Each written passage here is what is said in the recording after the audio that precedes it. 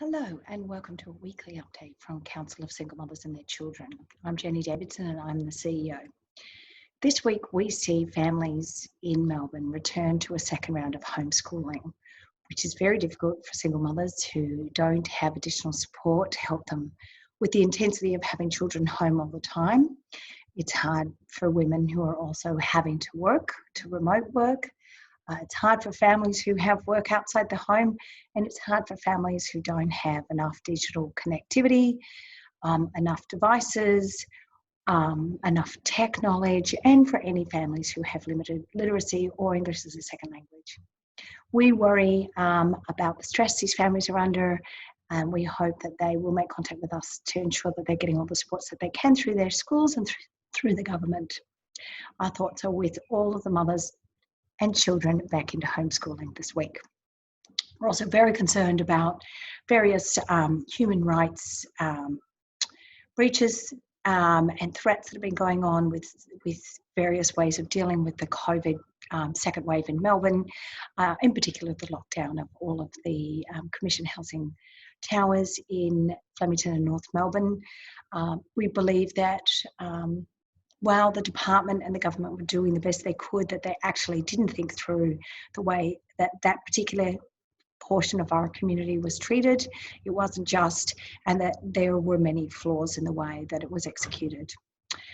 Of course, these are very unusual times, and it's very difficult to know what the best way forward is.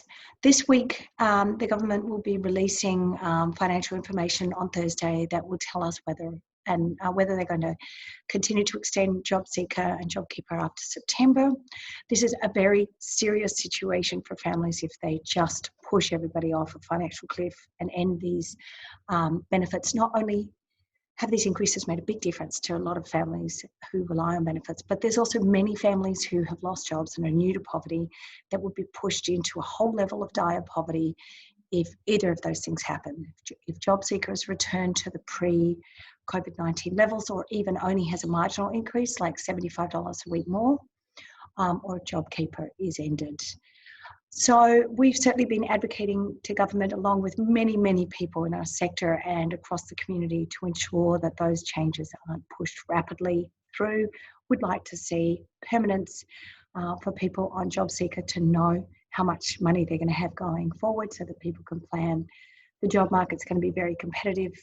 It's going to be hard for people with additional barriers to securing employment, like single mothers who have family responsibilities that they have to put first and foremost, often in casual work or part-time work, who are being very hard hit by this recession, who were the first ones to lose jobs in April, the largest family structure hit by job losses in April, and those figures continue to show how hard these families are doing.